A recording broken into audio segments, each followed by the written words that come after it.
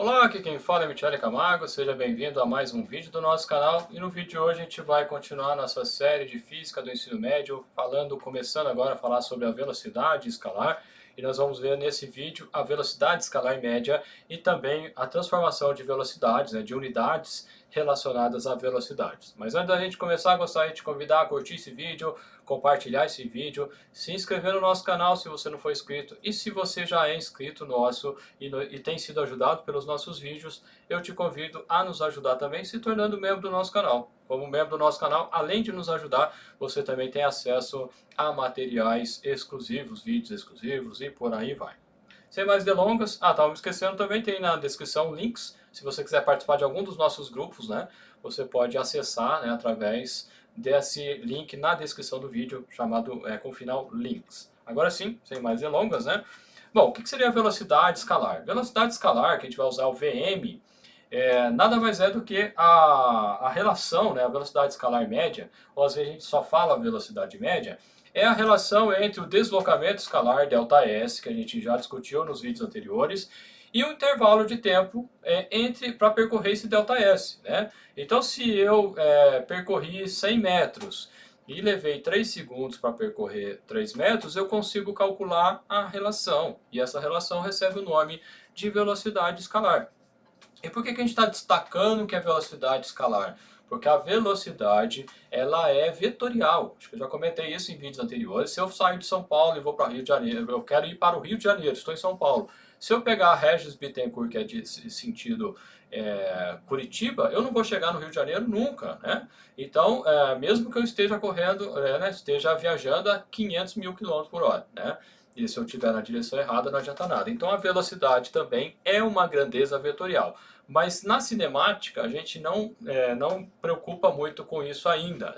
A gente define o sentido através da trajetória, mas a gente não vai tratar ainda como uma velocidade vetorial, que é muito comum a gente tratar disso lá para quem já está fazendo engenharia.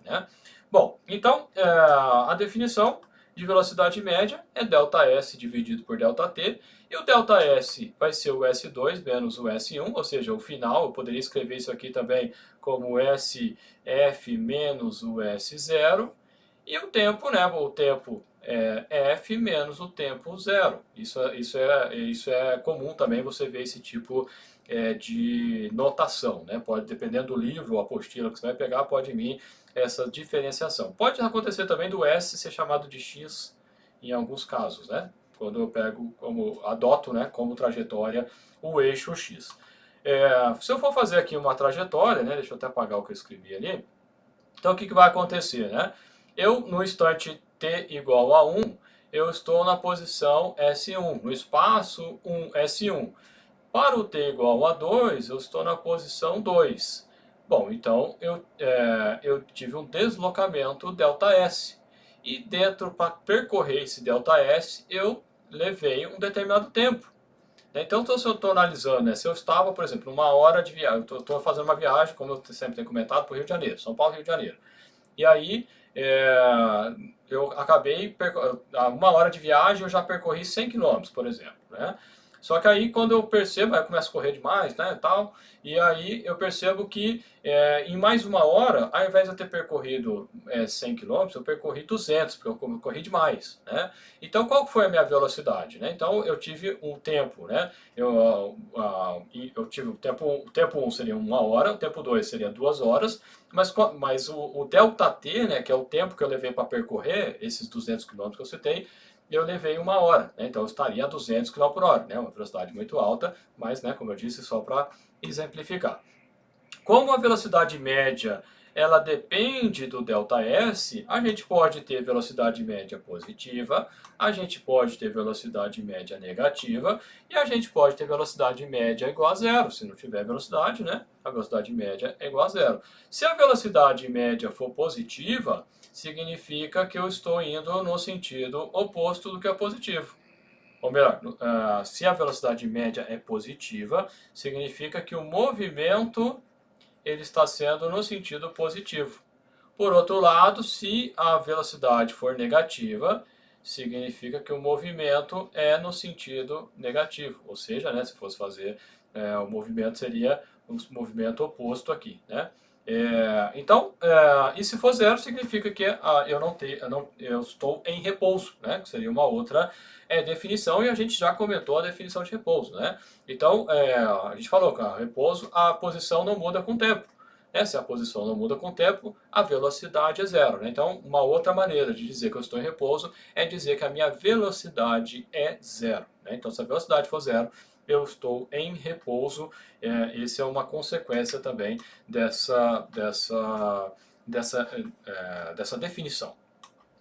Bom, no sistema internacional, e eu falei, né, que a gente ia fazer transformação de unidades, a velocidade é metros por segundo, porque, né, o comprimento é dado em metro, o tempo é dado em segundos, mas eu tenho outras unidades que podem aparecer, né?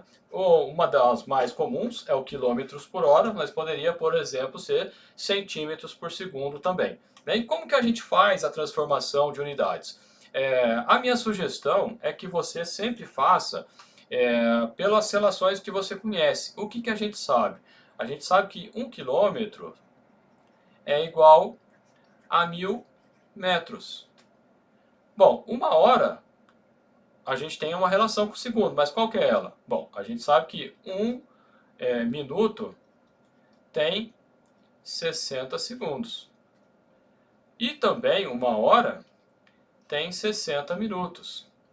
Então, quando você substitui aqui no lugar de minutos 60 segundos, então você vai ter uma hora igual a 60, no minuto você coloca 60 segundos, significa que uma hora tem 3.600 segundos. Então, como que eu vou fazer para transformar? Se você vai transformar quilômetros por hora para metros por segundo, você coloca a relação aqui, ó. Quantos metros vale um quilômetro? Bom, um quilômetro vale 1000 metros. 1000 metros. Uma hora vale quantos segundos? 3.600. Então, de quilômetro, veja que aqui eu vou ter, se eu dividir, né, 1000 em cima e embaixo, eu tenho que quilômetros por hora é igual a 1 dividido por 3,6 metros por segundo. Daqui que vem a regrinha que quando você transforma de quilômetros por hora para metros por segundo, de quilômetros por hora para metros por segundo, você divide por 3,6. Se você fizer essa mesma relação inversa, você vai, se for o caminho inverso, né, você vai multiplicar por 3,6. Então, essa é a maneira que eu gosto de explicar, para que você entenda como que é o mecanismo de transformação. A minha sugestão é essa que eu falei assim, você pega as relações que você tem, nesse caso 1 quilômetro vale 1000 metros, e você substitui. Se eu quisesse fazer o oposto, deixa eu ver se eu tenho espaço aqui, digamos que você quisesse fazer o oposto, metros por segundo para quilômetros por hora. Bom, o que a gente tem? Um quilômetro tem 1000 metros.